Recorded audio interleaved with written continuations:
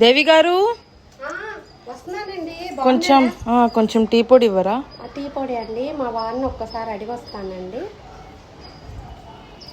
ఏమండి మరి పక్కింటి ఆవిడ టీ పొడి అడుగుతుంది, ఇమ్మంటారా అండి? ఎప్పుడు ఏదో అడుగుతూనే ఉంటారు. సరిపో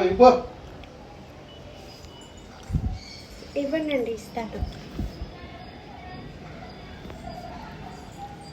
దేవి గారు రండి, కాలనీలో అందరూ వచ్చినట్టున్నారు. రండి, కూర్చోండి, రండి. అదేం లేదులేండి, కాలనీలో లేడీస్ అందరూ ట్రిప్ వేద్దాం అనుకుంటున్నారు, మీరు కూడా రండి ఖచ్చితంగా, సరేనా? అవునా, ఒకసారి మా వారిని అడిగి చెప్తానండి నేను. సరే. ఏమండి, కాలనీలో అందరూ లేడీస్ అందరూ ట్రిప్ వేస్తున్నారంటండి, నన్ను కూడా రమ్మంటున్నారు, వెళ్ళమంటారు. ఎప్పుడు రోడ్డు మీద తిరుగుదామని ఎట్లా పనిసుకోపా.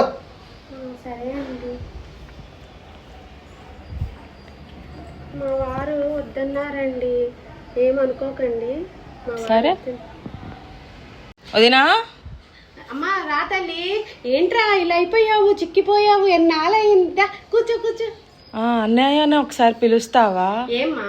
డబ్బులు అవసరం ఉంది బాగా, బిజినెస్ లో లాస్ వచ్చింది, చాలా ఇబ్బందిగా ఉంది. సరేనమ్మా, అన్నయ్య ఎందుకు ఇవ్వడు? అన్నయ్య బాధ్యత ఇస్తాడు, నేను ఇప్పిస్తాలే అన్నయ్యతో. సరే వదినా. ఏమండి చెల్లి వచ్చిందండి.